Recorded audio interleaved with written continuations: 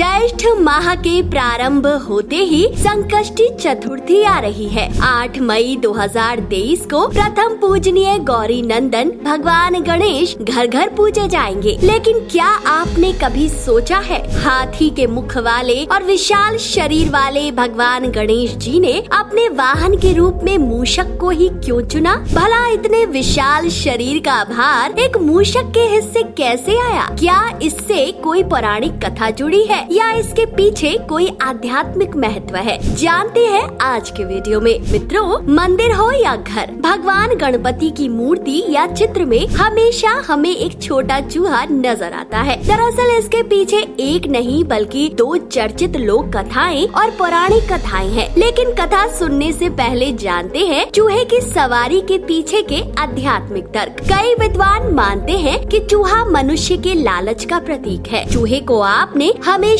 जरूरत से ज्यादा चीजों को इकट्ठा करते देखा होगा। यही लालच और इच्छाएं हैं जिसका कोई अंत नहीं होता। ऐसे में केवल भगवान गणपति रूपी बुद्धि ही इच्छाओं को नियंत्रित कर सकती है। जबकि अन्य विद्वान मानते हैं कि चूहा तर्क का प्रतीक है, जिस पर भगवान गणपति के रूप में बुद्धि सवार है। यानी जहाँ तर्क है वहाँ बुद्धि है। तो मित्रों, चलिए आप सुनते हैं भगवान गणपति से जुड़ी पौराणिक कथा। माना जाता है ये चूहा कभी असुर गजमुख हुआ करता था, जो बहुत शक्तिशाली बनना चाहता था। सभी असुरों की तरह इसकी भी एक ही इच्छा थी कि कैसे भी करके ये सभी देवी देवताओं को अपने वश में कर ले। अपनी इसी इच्छा के लिए असुर गजमुख ने शिवजी से वरदान पाने के लिए बिना अन्न ग्रहण किए दिन रात तपस्या की। कई सालों के बाद शिवजी इनकी तपस्या से प्रसन्न हुए और इसे वरदान दिया कि इसे किसी अस्त्र और शस्त्र से नहीं मारा जा सकता। माना जाता है इससे असुर गजमुख बहुत ताकतवर और शक्तिशाली बन गया। अब असुर राज को अपनी शक्तियों पर बहुत घमंड हो गया और उसने अपनी शक्ति के घमंड में आकर इसका दुरुपयोग करना शुरू कर दिया। सबसे पहले उसने स्वर्ग पर आक्रमण किया और देवताओं को विवश किया कि वो केवल उसका ही पूजन करें। इन सब में ब्रह्मा, विष्णु, शिव और गणेश जी ही गजमुख के इस रूप के आतंक से बचे हुए थे। स्वर्ग से सभी देवता ब्रह्मा, विष्णु और महेश जी की शरण में पहुँचे और उनसे इस समस्या का उपाय पूछने लगे। तब आदिदेव महादेव ने गजमुख के आतंक से सबकी रक्षा करने के लिए भगवान गणेश जी को भेजा। कथा अनुसार गणेश जी और असुर गजमुख के बीच भयंकर युद्ध हुआ और अंत में गजमुख गणेश जी की तरफ आक्रमण करने के लिए जैसे ही दौड़े, गणेश जी कूदकर उनके ऊपर बैठ गए। गणेश जी ने गजमुख को जीवन भर के लिए चूहे में बदल दिया और अपना वाहन रख लिया। एक अन्य कथा के अनुसार भगवान गणपति का चूहा कभी आधा राक्षस और आधा देवता वाली प्रवृत्ति वाला एक नर क्रौंच हुआ करता था। कहा जाता है कि एक समय की बात है, देवराज इंद्र ने अपनी सभा में सभी मुनियों और राजाओं को बुलाया, जिसमें क्रौंच को भी निमंत्रण दिया। क्रौंच ने गलती से इस सभा में अपना पैर एक मुनि के पैरों पर रख दिया। मुनि क्रोधित हो गए और उन्होंने क्रौंच को चूहा बनने का श्राप दे दिया। कहते हैं क्रौंच ने मुनि से कई बार क्षमा भी मांगी, लेकिन श्राप वापस नहीं हुआ। लेकिन जब मुनि का क्रोध शांत हुआ तब उन्होंने क्रौंच को वरदान दिया कि वो आने वाले समय में भगवान शिव और माता पार्वती के पुत्र श्री गणेश जी की सवारी बनेगा। लेकिन तब तक क्रौंच ने अपने आतंक से वन में रहने वाले ऋषि मुनियों को परेशान करना शुरू कर दिया। एक दिन तो उसने महर्षि पराशर की कुटिया ही बर्बाद कर डाली और उस समय महर्षि पराशर भगवान श्री गणेश जी का ध्यान कर रहे थे। कहते हैं क्रौंच चूहे के आतंक से परेशान सभी ऋषि भगवान शिव के पास गए और उनसे मदद मांगी। तभी शिव जी ने मंगल मूर्ति भगवान गणेश जी को भेजा और जैसे ही गणेश जी पराशर ऋषि की कुटिया के पास पहुँचे, उन्होंने तुरंत चूहे को पकड़ने के लिए एक मोटा फंदा फेंका। चूहा तुरंत फंदे में आ गया। भगवान गणेश जी ने चूहे से इस तबाही के पीछे का कारण जानना चाहा तो चूहे ने कोई जवाब नहीं दिया। भगवान गणेश जी ने तब चूहे से पूछा कि अब तुम मेरी शरण में हो, इसलिए जो इच्छा हो मांग लो। इस पर चूहे ने अहंकार भाव से कहा कि मुझे आपसे कुछ नहीं चाहिए, लेकिन अगर आप चाहे तो मुझसे कुछ मांग सकते हैं। भगवान गणेश मुस्कुराए और बोले, मैं तुम्हारी सवारी करना चाहता हूँ। चूहे ने घमंड में चूर होकर बात तो मान ली, लेकिन जैसे ही गणेश जी उस चूहे के ऊपर बैठे वो वो उनके भार के वजन से दबने लगा और एक कदम भी आगे नहीं बढ़ पाया। कहते हैं तब जाकर चूहे का घमंड खत्म हुआ और उसने गणेश जी से क्षमा भी मांगी। गणेश जी ने चूहे को माफ तो कर दिया, लेकिन उसे हमेशा के लिए अपना वाहन चुन लिया। तो मित्रों,